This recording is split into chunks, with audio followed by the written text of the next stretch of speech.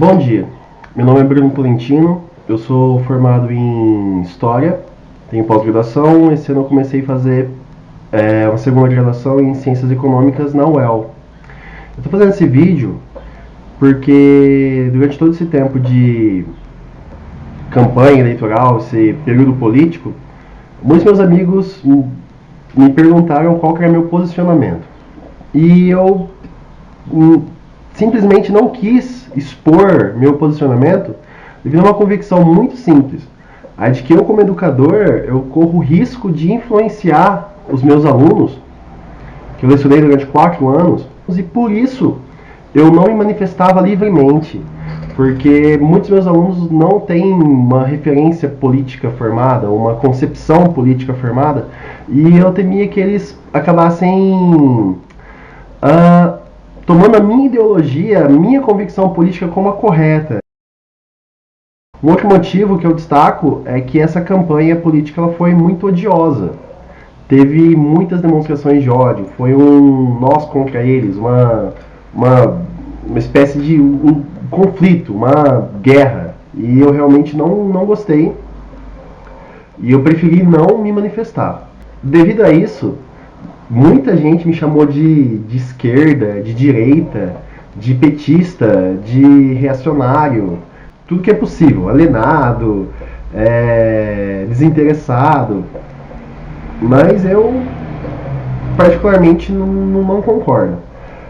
Como já passou esse período eleitoral, hoje é terça-feira, dia 28, a presidenta Dilma foi reeleita, eu gostaria de agora, que eu não vou influenciar ninguém, mostrar meu ponto de vista político, porque ainda tem muita gente que me pergunta. E a verdade é que eu sou, tecnicamente, eu me defino como alguém de oposição ao governo Dilma.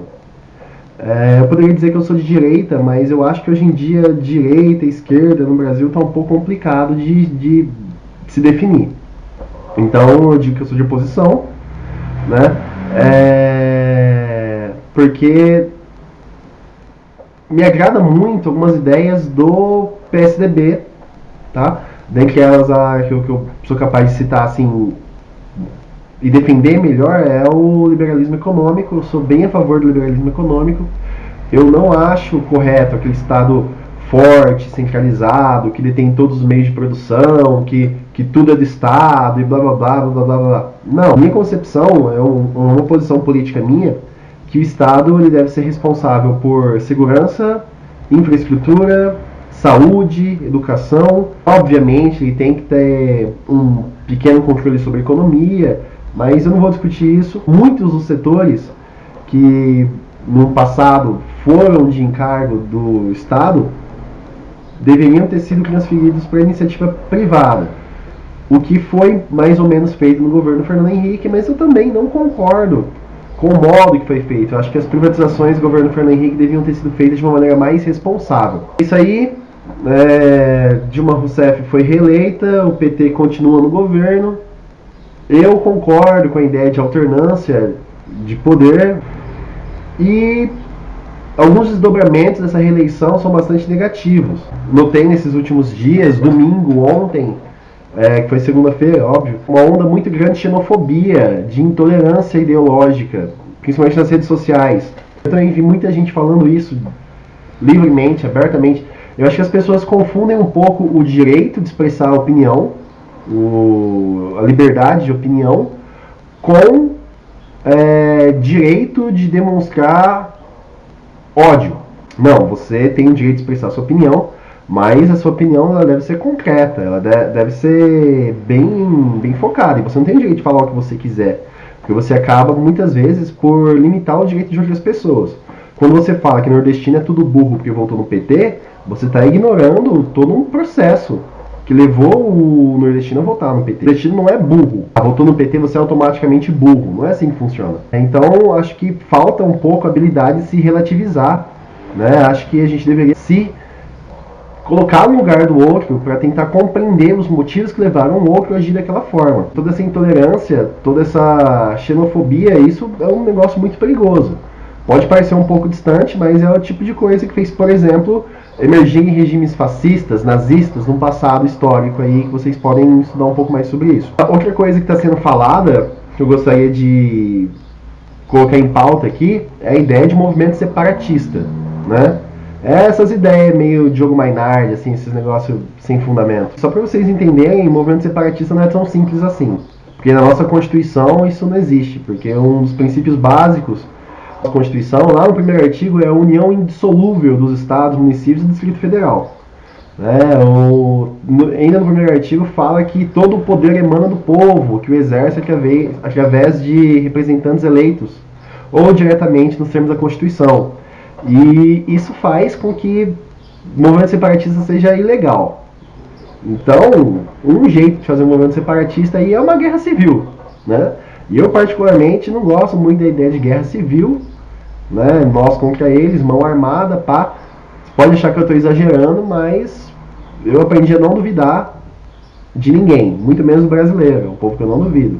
Então, pode parecer exagero, mas se vocês querem um movimento separatista, é um jeito aí de se conseguir. Eu acredito que legalmente não vai acontecer, porque simplesmente o Brasil não vai aceitar que você fale assim, ó, de agora em diante o sul, um pedacinho do sudeste, chama República Federalista de São Paulo e vocês aí continuam sendo Brasil. Não, isso não vai acontecer.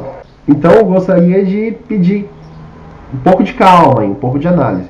Também vi falando impeachment, não é fácil dar impeachment no presidente, tá? Ela precisa de todo um decorrer legal. Se eu não me engano, eu posso falar uma besteira, mas o presidente tem que ser criminalizado, ele tem que ter cometido um crime, né? E esse crime tem que ser provado, e não é tão simples assim. Saiu uma reportagem na Veja, semana pré-eleição, falando, na capa falava que o Lula e a Dilma sabiam de tudo, e no meio da reportagem falava que não era confirmado. Então, acho que esse achismo, vamos ver o que acontece, ouvi dizer, não, isso não funciona, isso não é válido. Mais uma coisa que eu gostaria de colocar em pauta aqui foi que é normal que as pessoas estejam descontentes, porque a eleição da Dilma não foi com uma ampla maioria, né? 48, qualquer coisa por cento não votou na Dilma, ou seja, é oposição. A oposição é muito grande a Dilma. Mas democracia é isso. Ela venceu porque a maioria votou nela e assim funciona.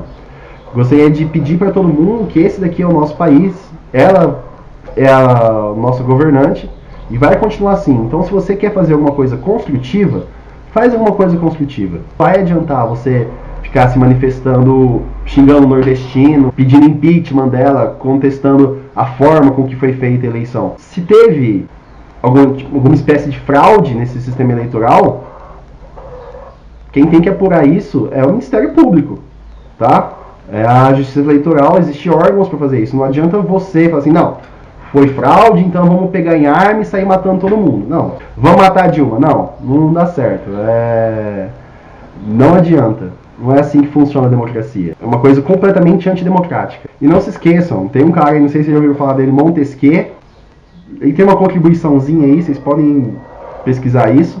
Ele dizia que todo governo é um reflexo do seu povo. Não sei se foi com essas palavras que ele disse, mas a ideia é dele. O brasileiro é corrupto é porque a sociedade brasileira é corrupta. Você que cola a prova, você que anda um pouquinho acima do limite de velocidade, você que dá uma mentidinha para escapar de uma multa de trânsito, ou então tenta molhar a mão do guarda, você que pega atestado para justificar uma falta no trabalho ou na escola, o governo é o reflexo disso, tá bom?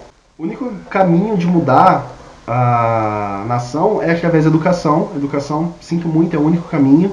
É um longo processo de conscientização que pode demorar décadas. Mas isso tem que partir de nós, como sociedade civil, para construir um país melhor. Se você está descontente, se você não está contente com o governo, eu compartilho desse descontentamento. Mas não é criticando o nordestino, pregando ódio, xenofobia e falando mal do governo sem ter fonte que isso vai melhorar. Procure fazer alguma coisa construtiva, tá bom? Só isso que eu queria falar. É isso aí, muito obrigado pela atenção.